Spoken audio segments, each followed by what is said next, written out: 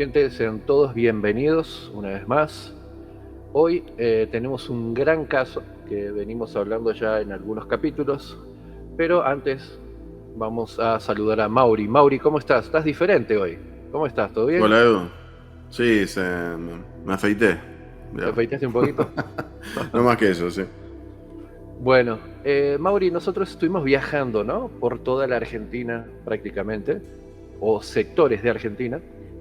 Luego nos fuimos un poquito más arriba al norte, donde nos trasladamos a Estados Unidos. Luego de Estados Unidos viajamos hasta Europa, a España. Nos fuimos al pasado, a 1975, pero después del 75 volvemos un poquito más al futuro, apenas 2 años más. Y esto ocurre muy próximo a un lugar vecino, una provincia vecina de Pedrosa del Rey, que es en Tordesillas. ¿Dónde da y cómo da inicio esto ahí en Tordesillas? ¿Qué es lo que pasó, Mauri, con este niño? Sí, bueno, como vos dijiste, es un caso que estaba muy relacionado al último que vimos, que fue el de Pedrosa del Rey, de la parcela 21, de Emiliano Velasco.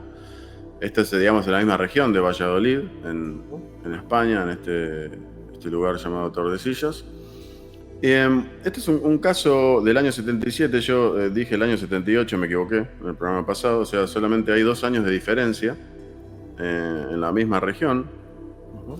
Y este caso quedó un poco en el olvido, fue como una especie de mito, ¿no? Un caso que no estaba como corroborado, ¿no? Hasta en el año 2004, donde Iker Jiménez presenta este caso en su programa Cuarto Milenio, así que gracias a él este caso se dio a conocer y dejó de ser, digamos, un cuento, digamos, una historia. Era como un mito, digamos, básicamente. Así que bueno, hay que agradecer a Iker Jiménez la revelación de este caso. Me gusta mucho Iker Jiménez, me gusta mucho su programa Cuarto Milenio, me parece buenísimo. Es uno de los grandes investigadores españoles, como Carballal, como Caravaca y tantos otros de este país. Bueno, este caso también está en su libro Enigmas sin resolver, que todavía no lo leí, pero lo tengo. Así que bueno, está en mucho más detalle ahí. Como lo vuelvo a repetir, no lo leí, pero bueno, me lo tengo ahí pendiente. Así que bueno, esto sucedió un 1 de octubre del año 1977. El protagonista de esta historia es Martín Rodríguez, o sea, el niño de Tordesillas fue el nombre que siempre se le dio a este caso como un cuento, como una historia urbana, digamos, pero en realidad el nombre de este chico era Martín Rodríguez y bueno, se supo este nombre a partir de ese año cuando Iker Jiménez lo encontró. Él cuenta una pequeña historia de que se fue a Tordesillas, lo buscó, no podía dar con él hasta que en un momento... en medio de la lluvia se encontró con un sereno que lo llevó al primo y este primo lo llevó finalmente a la familia y encontró a los padres y bueno, y pudo dar finalmente con Martín Rodríguez. Bueno, Martín Rodríguez ese 1 de octubre habían salido del colegio, evidentemente iba al colegio a la tarde porque esto sucedió cuando la tarde moría, digamos, se acercaba la noche. Y después del colegio, él se encontraba con un amigo que se llamaba Fernando Carabelo, con otros amigos más, estaban jugando algo parecido a la escondida, digamos. Y bueno, en un momento ellos dos, Martín Rodríguez y Fernando Carabelo, se alejan y van solos y iban por el barrio dirigiéndose a un lugar menos habitado, digamos. Y se encontraban tirando piedras, digamos, básicamente jugando, tirando unas piedras al aire. Y cercano a lo que nosotros acá en Argentina llamamos tapera, ellos lo nombran como corral, digamos, los españoles. O sea, una tapera, un corral es como una estructura vieja caída, digamos, son unas 4 paredes Ok. sin techo, una estructura así, digamos, cuadrada, la que está abandonada, en ruinas, digamos, ¿no? No sé qué era exactamente, si era una casa o qué era, un depósito. Y Martín Rodríguez, digamos, él, lanza una piedra hacia esta tapera, el cual, bueno, entra por las paredes de la tapera y escuchan un ruido metálico, como si hubieran pegado, digamos, a un auto, digamos, algo de una estructura metálica grande. Y bueno, rodean la tapera como para entrar, digamos, por el lado, digamos, abierto hasta ese momento ellos estaban en una parte donde no era visible, digamos, lo que había dentro de esa tapera que hacía este ruido metálico. Y cuando entran a la tapera ven una máquina. Martín Rodríguez describía esta máquina, la llamaba como un coche volador, ¿no? Que es la misma frase que Iker Jiménez escuchó de los padres cuando se encontró con los padres de él acá en Tordesillas. Un coche volador. Cuando Martín Rodríguez y Fernando Carabello están frente a esta máquina, la describen como una estructura metálica, como con una forma de gota, digamos, o sea, muy puntiaguda, digamos, en la parte superior, y circular, digamos, más en el centro, con una puerta que se encontraba abierta, 3 ventanillas con forma de ojo de buey, y que estaba soportado por 3 patas, que tenían una estructura metálica con forma de zigzag, algo parecido a lo que vemos con las torres de alta tensión.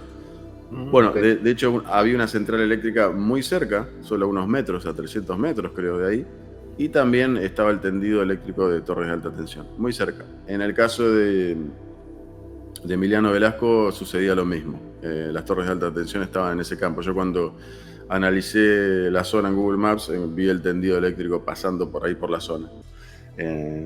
Entonces, esta máquina estaba envuelta de una especie de niebla, había una especie, digamos, de humo, un olor a azufre también, y tenía un resplandor en todo su contorno, un resplandor que lo describe como algo no tan fácil de describir, pero yo creo que lo que Martín Rodríguez describe es una especie como algo como un color multicolor, como algo así como un arcoíris, ¿no? O sea, como entre verde y un campo electromagnético, como si fueran las auroras boreales por ahí. Exactamente, algo así, vos lo dijiste. Algo así como si fuera varios colores, pero moviéndose en uno. Esta máquina estaba rodeada de ese color. Como aceitoso, ¿no? Como un color aceitoso podría ser. Sí, sí. Sí, como una aurora, como lo dijiste vos, rodeado de eso, íntegramente, desde la punta hasta las patas. Okay. Bueno, en ese momento cuando están enfrente de la máquina, esta máquina empieza a hacer un sonido como si fuera una sirena, lo describe él. Una especie de oscilación, podemos decir, una sirena como algo como algo así, como una especie de zumbido. Empieza a generar este zumbido. De esta máquina, de la parte de atrás de un costado, tenía una especie de toberas, como unos caños, no antenas como el de Emiliano Velasco, sino como una especie de tubos. En los dibujos lo vamos a ver como una especie de como 3 tubos más grandes y algunos más chiquitos intercalados. Parecido a la nave, perdóname que te interrumpa, a sí. Falcon Lake, que tenía como unos tubitos donde sale expulsa como un gas y lo termina quemando, ¿no? Sí, en el de Falcon Lake tenía un panel, digamos, perforado, como una especie de agujeros. En este caso eran como unos tubos que salían, digamos, ¿no? Como unos escapes, unos escapes de auto, parecido. Sí, sí. Y de estos tubos salen varios haces de luz, con forma como circular, como forma de abanico. Y uno de estos haces de luz le pega en el estómago, o sea, le pega directamente en el estómago. En ese momento él queda totalmente paralizado, solo podía mover su cabeza.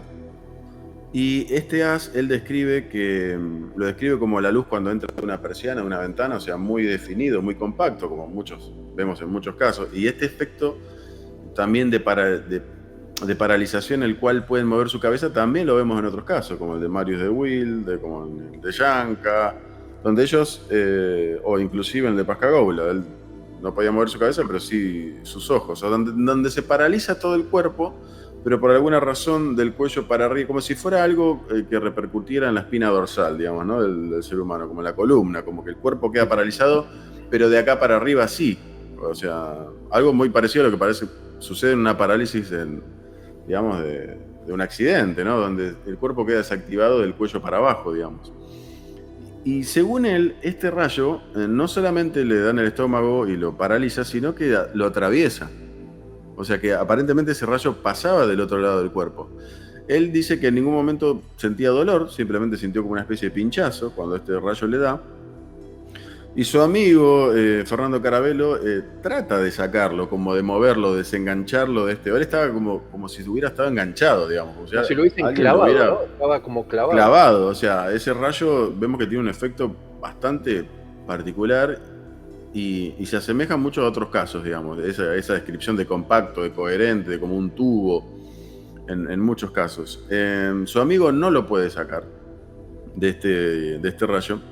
La nave esta sigue en este procedimiento, empieza a largar más humos, sus patas se recogen, se meten dentro de la nave, la puerta se cierra haciendo un ruido como a seco, digamos, de puerta metálica que se cierra.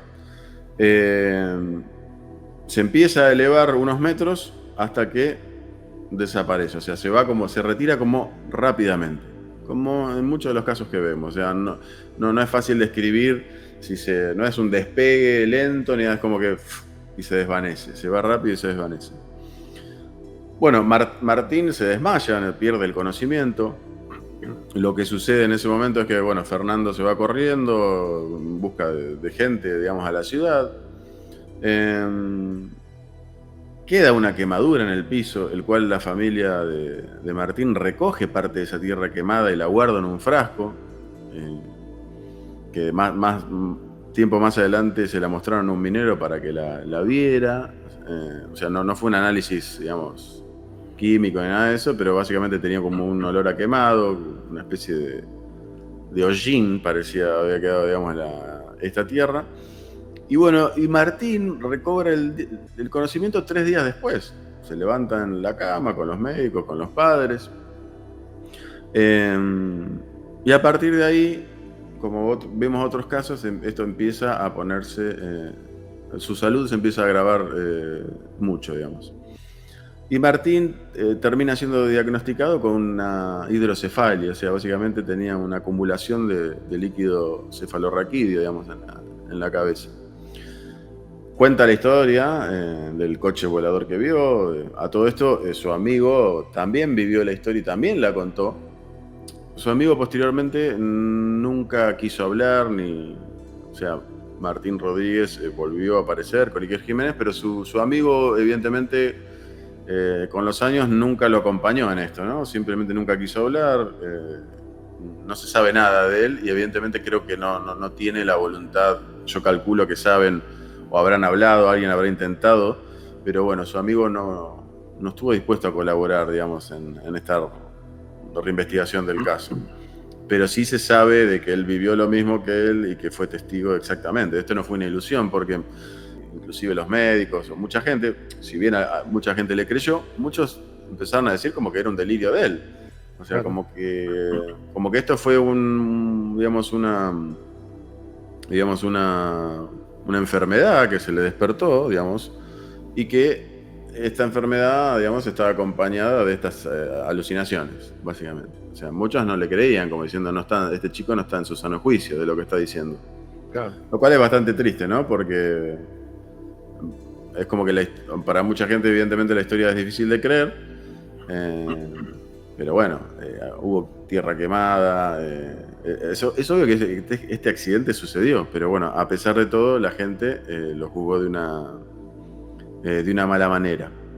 Bueno, Martín siguió con los síntomas, empezó a tener una visión borrosa durante mucho tiempo, tuvo que ir varias veces al oftalmólogo, o sea, tuvo muchos problemas en la visión y bueno, todas estas, estas cosas que estaba sufriendo terminaron en casi 14 operaciones, digamos.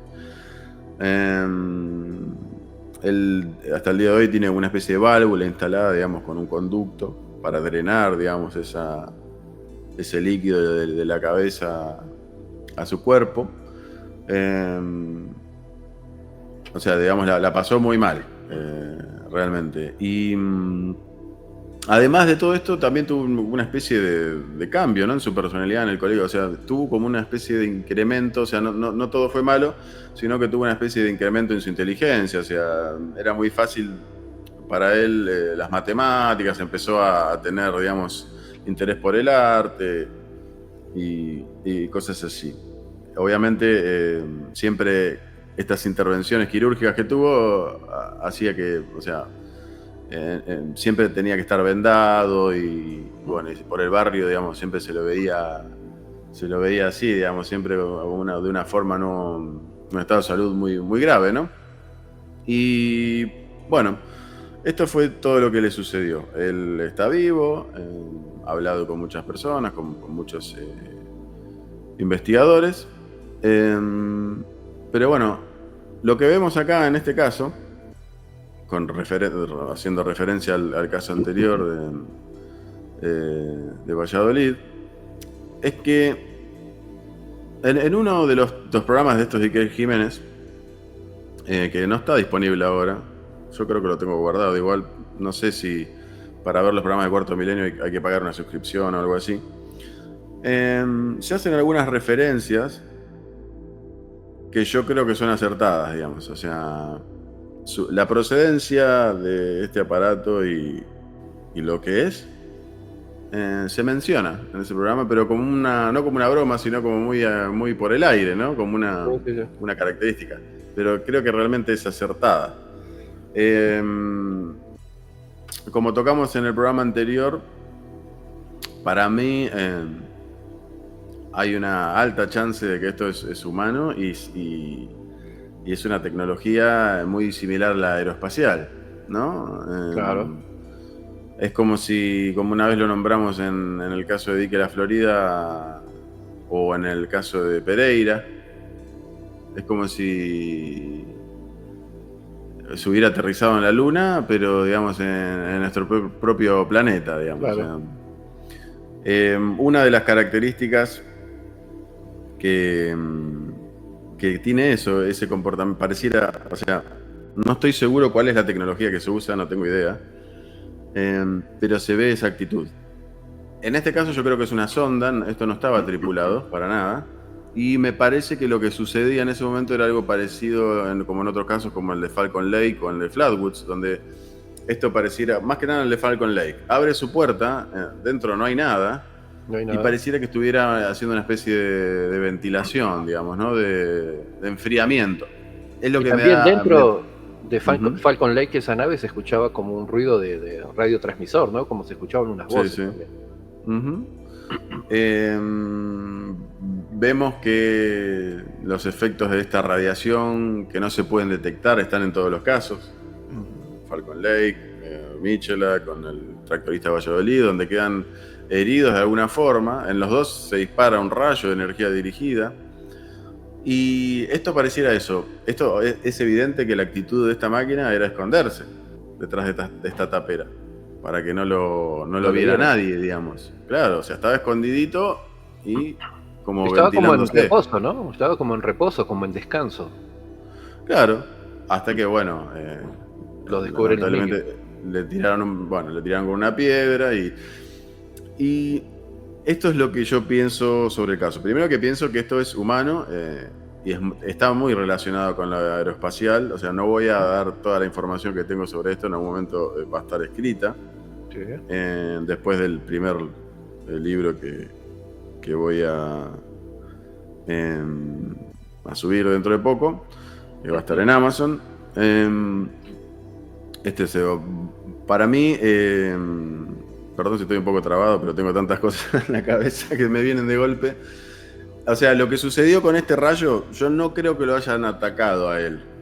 Puede ser, pero puede ser que haya sido, evidentemente, o sea, pero lo que me da a entender este abanico, me podría sonar también de que es parte del sistema que utiliza esto para transportarse o para venir de ese otro lado, ¿no?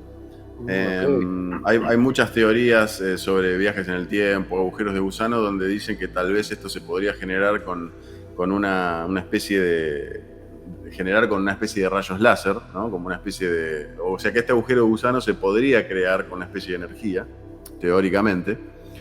Y me hace acordar un poco a eso, estos rayos en forma de abanicos circulares que salen de esta máquina, que tal vez eso sea, digamos, la puerta que utiliza, digamos, para entrar o salir de otra realidad o dimensión o universo paralelo, digamos. O sea que podría ser de que en realidad fue un daño colateral de eso. Tal vez no lo atacaron, tal vez simplemente esta máquina empezó a funcionar y desgraciadamente uno de estos rayos lo tocó. O sí, o bien podría ser una especie de sistema de defensa. Pero yo realmente creo que quien sea, si esta máquina seguramente estaba dirigida de donde venía, si es que no está automatizada, ¿no? Que no creo. No creo porque su actitud de esconderse, alguien la tuvo que haber estado manejando. Yo creo sinceramente que tal vez se hubieran tratado de no atacar a estos niños. O sea, o por ahí sí, por ahí el piedrazo lo tomaron de una forma hostil, ¿no? Ujú. Pero bueno, tal vez haya sido una represalia contra este ataque o tal vez no. Tal vez sea un sistema que esta nave tiene en la cual es parte de su digamos, de teletransportación, ¿no? Porque yo realmente creo que es humano, pero realmente creo que viene de otro lado. Y en el dique vimos algo parecido, ¿no? Cuando se levanta la nave que se va a ir, hay como un haz de luz, una suerte de haz de luz cuando se Como abre un este halo ojo. que se genera y Se abre como un pasa ojo de a través del aguja y se va. Por eso no descarto que tal vez eso fue un daño colateral de este sistema, ¿no? Fue como casi que sin querer, si se podría decir. Exactamente. Tal vez no, tal vez fue a propósito, sí, tal vez fue adrede. Lo otro es que así como se asemeja mucho a tecnología aeroespacial humana, podemos decir que era un arma secreta, como hablamos en el otro capítulo, que era de espionaje, pero bueno, ¿qué va a estar haciendo en Valladolid espiando? O sea, lo harías con una persona, lo harías con un auto, con otra cosa, si quisieras espiar, digamos. O sea, no tiene sentido. O sea, no tiene sentido que esto sea nuestro. Lo otro puede decir, bueno, lo estaban probando. ¿Y qué van a probar? O sea, que vuele. O sea, evidentemente de España no sería, tendría que ser de alguna potencia. Y aparte, teniendo un arma secreta y una tecnología secreta, ¿se van a arriesgar a perderlo en una tapera de España o a volarlo por ahí? No hay chance. O sea, no hay chance que sea nuestro. O sea, yo creo que hay muchísimas chances de que esto no es extraterrestre, es humano, pero a la vez no es nuestro.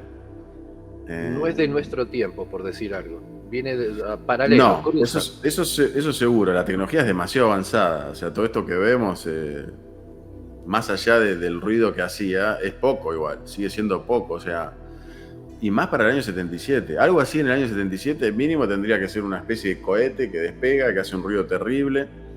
Pero vemos que sigue dejando tierra quemada o una marca, como en otros muchos casos, que su propulsión es avanzada, es eficiente, silenciosa, y es casi lo mismo que vemos en otros casos. Y recordemos el caso de Sofía Lotti, donde también tiene esta forma de punta, esta forma cónica, nada más que doble. O sea, esta característica de punta la vemos en muchísimos, inclusive en el monstruo de Flatwoods, la vemos en muchísimas máquinas.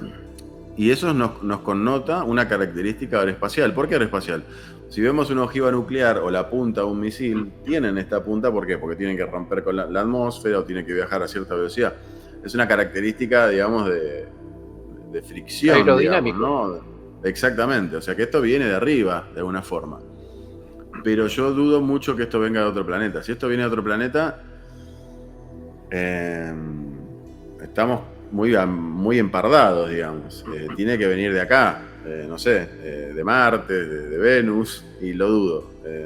Mirá que con que esta nave esté escondidita ahí, como en reposo, si se quiere, lo mismo pasó con el monstruo de Flatwood, porque esto vino, bajó, estaba como en descanso y se tuvo que mover de ahí porque lo descubrieron. Esta señora y sus hijos y los amiguitos descubren este vehículo espacial, por decirte algo. Lo molestan, digamos, de alguna forma, como que estaba y se tuvo que ir. Están monitoreando, parece, porque en este caso de este niño también estaba en reposo, pero seguramente deben tener cámaras, deben tener cosas, deben estar monitoreando, deben tener sensores de proximidad, qué sé yo, no sé. Y es cuando ahí Puck se va, porque él llega, le tira la piedra, sale este haz de luz, lo lastima, pero enseguida se va. Y en el caso de Falcon Lake, lo mismo. En Falcon pasó bajó hasta que, bueno, siempre viene alguien, o sea, no importa dónde vayan. O sea, imaginemos, ¿no? Que en cada caso siempre está la ocurrencia de que hay alguien que se acerca a la máquina, desgraciadamente, ¿no? Para la persona que esté ejecutando esta misión o este procedimiento, siempre hay alguien hay una chusma que se tiene que acercar a molestar, ¿no? En el de Falcon Lake lo mismo. Steve Mitchell acá se pone ahí a hablar y esta máquina se tiene que retirar. Es como que van a lugares poblados, casi que de propósito. Van a lugares, no van a un lugar desértico, ¿sí? O donde aparecen. Hay que ver si esto no es medio azaroso, digamos, y ¡pum! Bueno, es acá donde estamos, ¿no? Pero en todos está esta actitud. Y imaginémonos la cantidad de casos que uno no se debe haber enterado. O sea, imaginémonos la cantidad de casos que hay donde sucede algo y se encuentra, desgraciadamente se encuentra una persona, desgraciadamente para el testigo, y también para el que está perpetuando esta misión. Imaginémonos la cantidad de donde no hubo un testigo ahí. O sea, que estos procedimientos probablemente hayan sido masivos para que haya tantas personas en tantos lugares del mundo que tuvieron estos encuentros. Imaginémonos la cantidad que se tuvo que haber ejecutado, que probablemente haya sido mucha más grande. Al menos creo que lo tendríamos que multiplicar por, no sé, 10 o más. Para mí hay casos, o para mí se habrán presentado en lugares que no hubo gente. Pero muchas veces se habrán presentado y habrán llegado a lugares donde nunca hubo gente. Pero también se habrán presentado en lugares donde hubo testigos, pero esos testigos jamás hablaron. Historias que no sabemos también. Exactamente, eso es lo loco, porque si tantos encuentros, tuvo que haber habido varias chances para que esto se generara, ¿no? Claro. Entonces, personalmente yo no tengo duda de que esto es humano o sea, no lo puedo demostrar ahora, en algún momento lo voy a demostrar con evidencia gráfica, pero esto es nuestro y viene de otro lugar, raro. La tecnología no es de la correspondiente a 1977 y tal vez yo creo que secretamente tal vez hoy en día podríamos tener algo así. Lo que sucede con estos rayos es extraño, pero vemos que viene del mismo lado, como lo decía antes, Janka. Bueno, Pascagoula, si bien no describe un rayo compacto, sí una luz y esto, Janka sí describe un rayo que le pega derecho.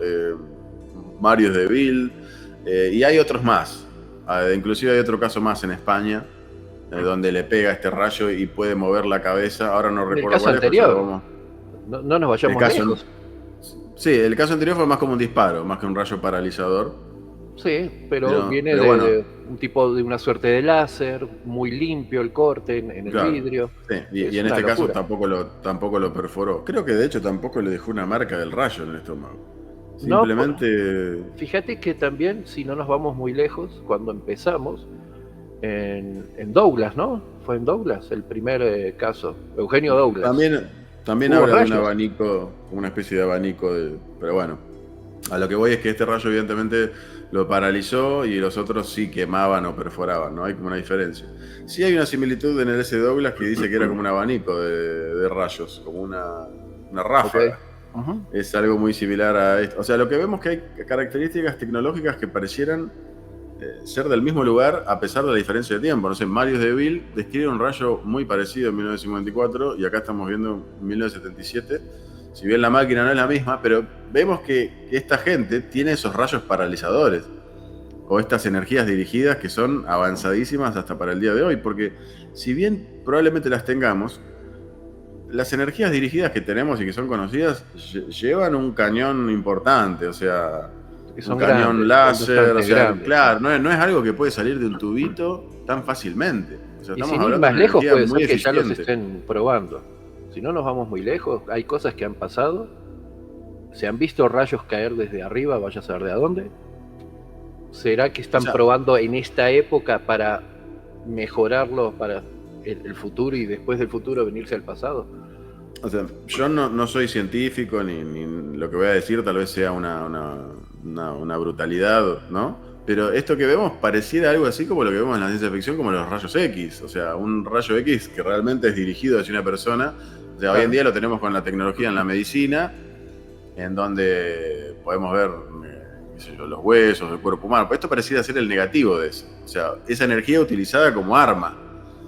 algo que atraviesa el cuerpo y que paraliza, o sea, pareciera eso, ¿no? Un rayo gamma, un rayo X, algo así. Lo vuelvo a repetir, tal vez estoy hablando pavada.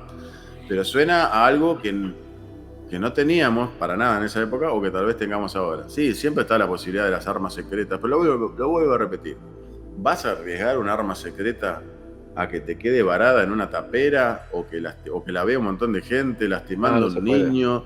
O sea, es claro que esto es más importante que eso.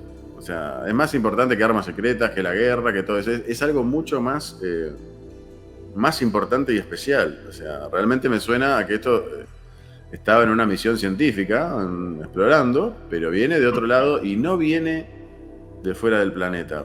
Lo dudo muchísimo. Mira, Mauri, para mí, como en Flatwoods, no creo que ellos llegaron ahí a investigar. Para mí estaban yendo a otro lugar. La nave se debe saturar, se debe cansar, por decir algo. Descansa, reposa y de ahí toma vuelo y continúa camino. Para mí debe ser así. Ahora bien, ¿cómo no creer en este caso con la cantidad de pruebas que hay en el cuerpo de este muchacho? Y si horas antes estaba bien, estaba sano. En estos casos yo creo no hay lugar para mí no hay lugar para el escepticismo. Y encima son dos casos en la misma región, de un niño y de una persona adulta de 49 años, donde ambos vemos que hay características muy similares, y lo vuelvo a repetir, no están hablando de un plato volador, no están hablando de una esfera de luz, están hablando de una máquina que están muy bien descritas, muy bien. Tal cual. O sea, bueno, es a lo que me voy a dedicar en los próximos años también.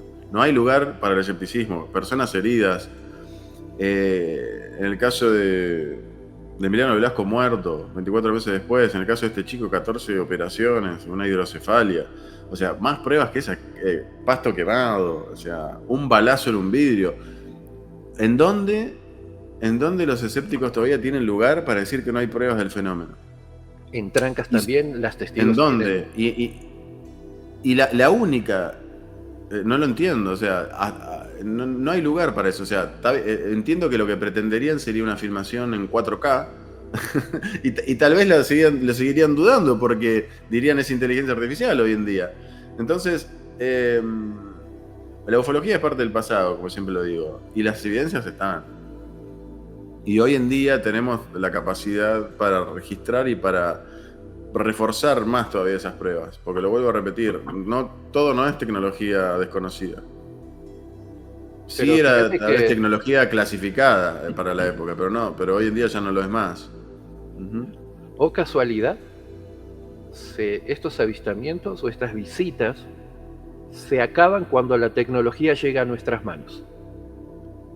Cuando la tecnología llega a nuestras manos, que nosotros podemos acceder a ella, ya esto se acabó. Qué casualidad. O sea, es evidente que ellos saben demasiado de nosotros para ser extraterrestres.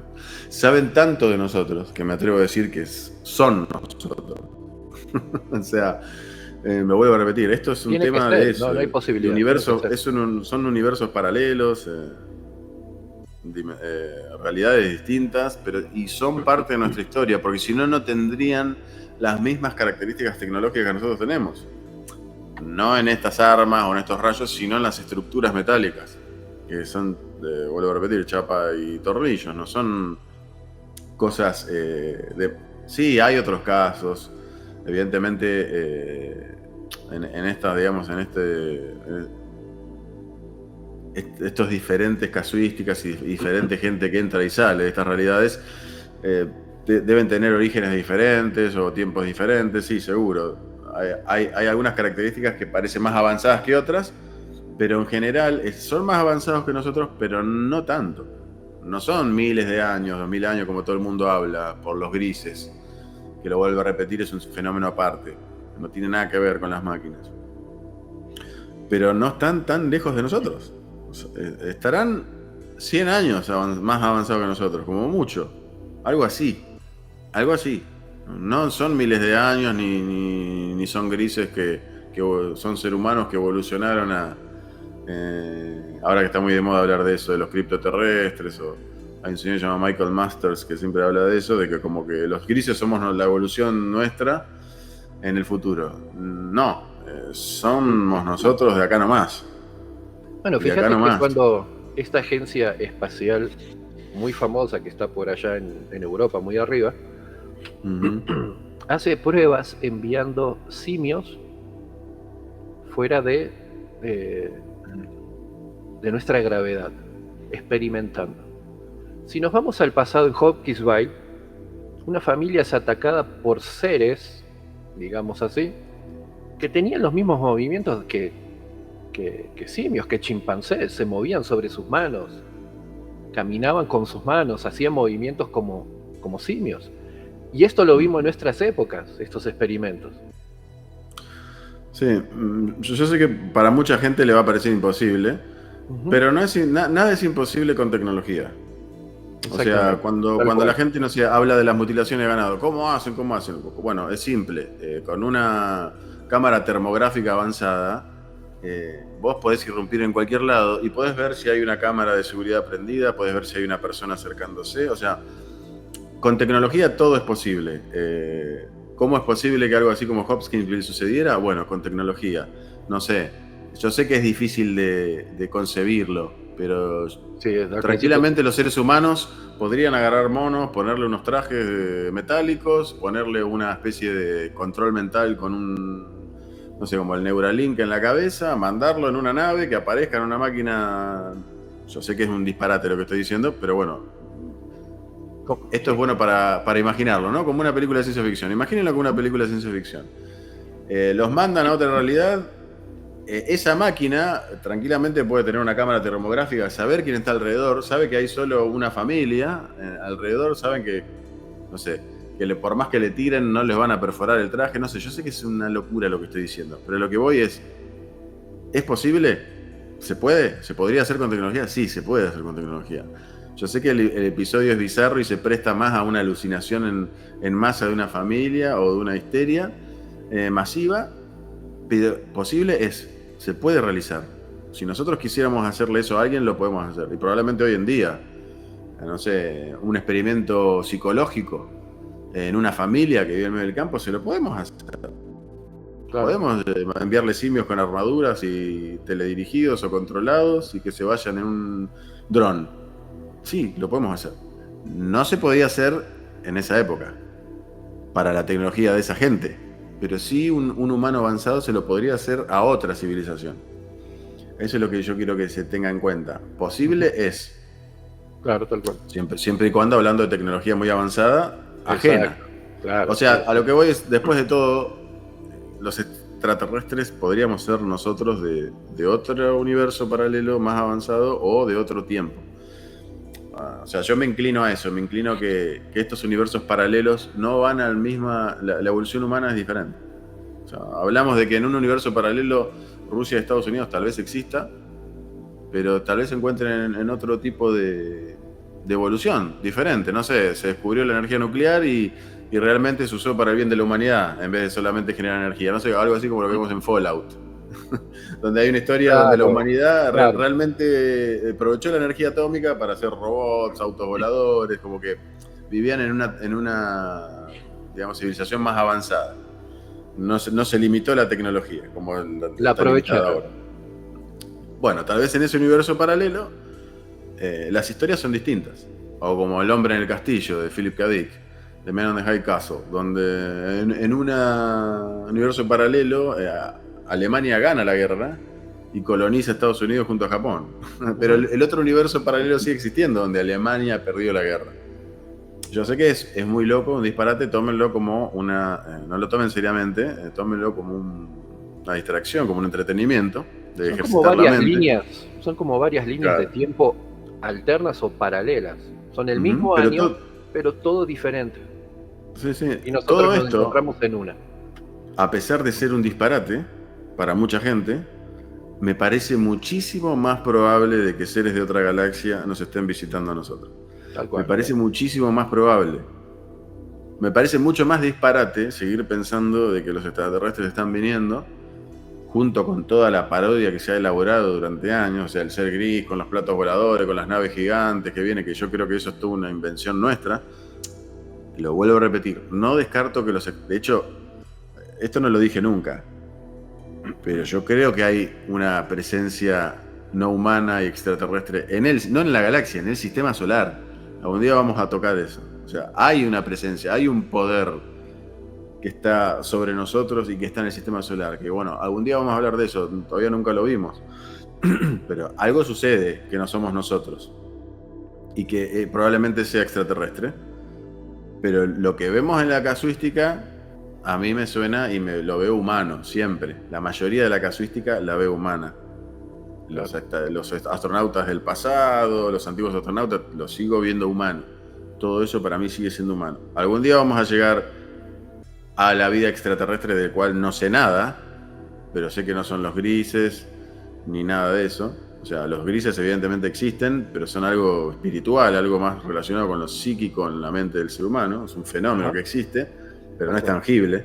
Está, como siempre digo, es parte del reino invisible.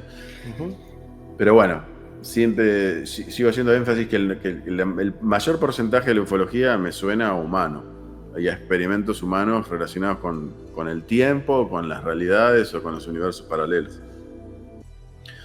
Pero bueno, de a poquito vamos a ir tocando esos temas. Viendo otras cosas nuevas, sí. Pero bueno, gracias, Mauri. Quiero agradecerte por enseñarnos de este caso que quedó, o sea, muchos o pocos, mejor dicho, saben sobre el niño de Tordesillas. Y lo viniste a explicar, a contárnoslo. Como siempre hay campo, hay energía de alta tensión, hay humanos detrás de todo esto, por todo lo que vinimos viendo. Y nada, agradecerte y vamos a ver qué nos depara el próximo capítulo y a qué país Mauri nos va a llevar. Mauri, muchas gracias por estar. Dale, Edu, a vos y bueno, nos vemos el próximo domingo. Dale, sin más, acá arriba como siempre el canal de Mauri. Abajo voy a dejar el Hopkinsville, el caso de el Duende de la Noche, para que vayan y lo vean y vean qué es lo que estuvimos hablando, de por qué hablábamos que parecían simios. Vayan a verlo, va a estar acá abajo el video. Así que nos vemos el próximo domingo. Hasta luego.